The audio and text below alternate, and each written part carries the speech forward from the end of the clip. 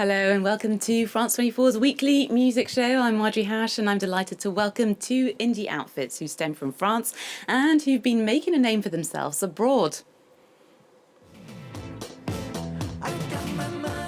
Oraclesisters are a Paris-based trio who since 2016 have toured the world exporting their distinctive European indie folk sound full of meditative harmonies.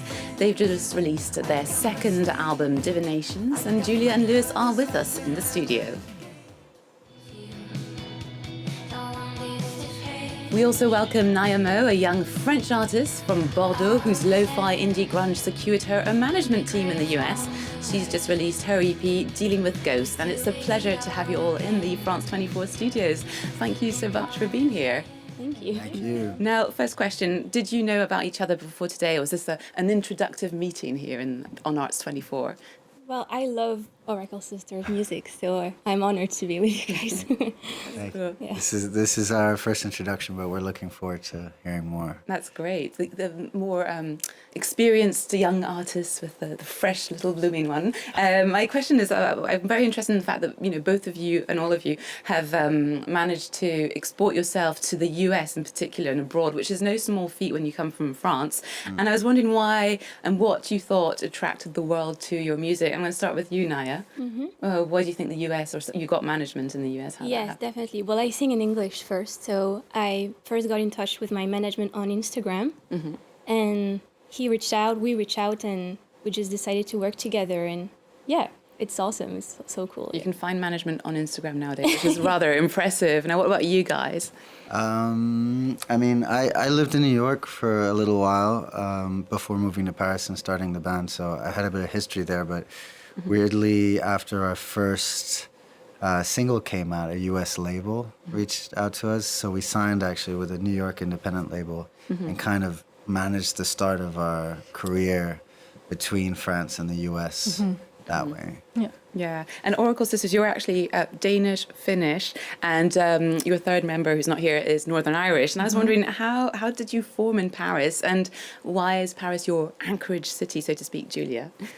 We all came to Paris 2016 for different reasons. And me and Lewis met at a book signing of Alejandro Jodorowsky one night. By chance, I don't know. Yes, we were looking for a drummer, and we were both invited to this event, and I was told Julia was a great drummer and singer and songwriter, and it kind of fit perfect with the music I'd been writing with Chris for a year in Paris, so we started doing our first shows after a year of writing. And Paris is just, you always come back to Paris?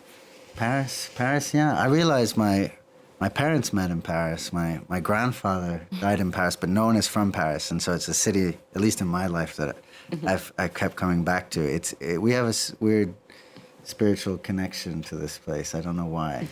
I used to live in London, and then coming to Paris felt like the most relaxing thing after that. Feels like a village after. Yeah. Well, your new record's called Divinations, and you've got a track called Marseille, the southern French city and rival of Paris. How about we check out the video? All right.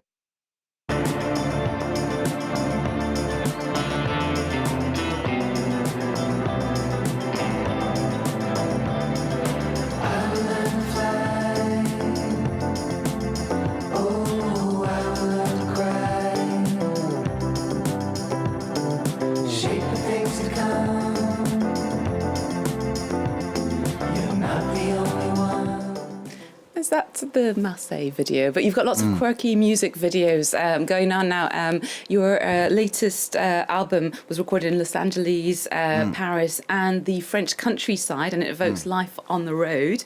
Divinations, now, throughout your career as a band, you've got a lot of themes like astrology, tarot reading, I believe, and predicting the future. And I wonder how much you're interested in the sixth sense and of being able to guess what's going to happen in the future. Is that something that's very important for you?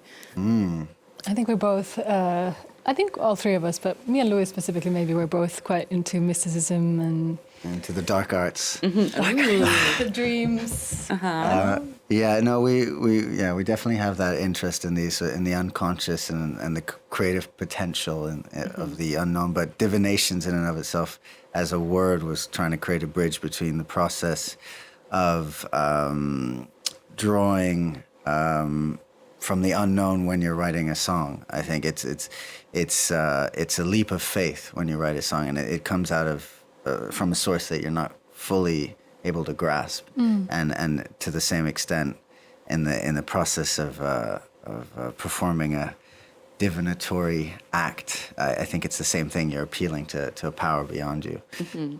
So that's why we had that name. But we've always kind of played a little bit tongue in cheek as well with the whole oracle, you know, we play on that a bit, and of course we're interested in it.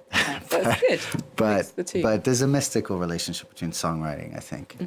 What about you, Naya? Are you into mysticism? What are the things that inspire your songwriting? Well, I'm a Pisces, so I'm very emotional. Yeah, and but yeah, definitely. Well, I read a lot of poetry, especially River Boy, one of my songs on the EP. I was reading a lot of Tim Burton, The Melancholy Death of the Oyster Boy, and that's how I got inspired. When I read all the poetry, I was so inspired, and I really wanted to write a song about reverb, because I also really love reverb. And it's about this guy living in the woods, and whenever he cries, everyone can hear him. So yeah. That's a good idea. Now, you were telling us earlier on that you met your manager in the US thanks to Instagram. What does it mean for you having a manager in the US? Did that open doors that you wouldn't necessarily have had in France? Yes, definitely. I really love working with him. We also created our own label, and so I'm fully independent. So it's also having full control over my music. So that's amazing. And yeah, definitely opened some doors, yes. Okay, well, how about we check out your song River Boy about this person crying in the forest, and the echo working. Yeah. It's just one more day. The echoes of his regrets are warnings not to waste. His house, his breathless. River Boy, an incredible lo-fi 90s sound full of layers to Naya Mö's music. Now, the 90s is a sound that you seem to have adopted a lot. Why is that? Well, yeah, I've always been drawn to 90s band. Well, my mom and dad have a band, and they used to tour a lot in Europe and the US, so we listened to a lot of Sonic Youth or My Bloody Valentine at home. So, yeah, I've always been so inspired by this amazing artist, and also more recently Mogwai is also a huge inspiration. I really love Mogwai so much, and I love artists that blend both noise and melodies, and that's also like one of the songs in the album on Dealing with Ghosts is called Dealing with Ghosts, well, the same name, and it's what I try to do, like both blend noise and melodies. So yeah, and softness. That's nice. Exactly. Yes. No. Yeah. What's interesting as well is that you've got tours announced and dates. You guys are about to go to the UK, and I was wondering, as a European band, are you finding it a bit easier now that Brexit has settled to go and tour the UK? What are the complications less or? Yes, I'd like to say yes, but they've just introduced the last little Brexit-y thing. Ooh. It's called the ETA, which is a whole new thing, a sort of new visa that we've had to sign up for.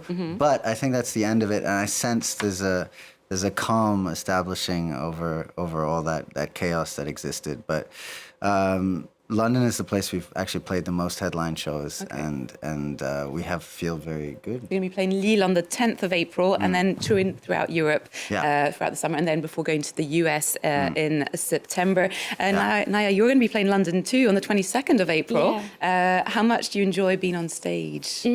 Wow. Okay. I love stage so much. It's everything. I just love it so much. It's one of the most beautiful things on earth, right? To play songs in front of a crowd.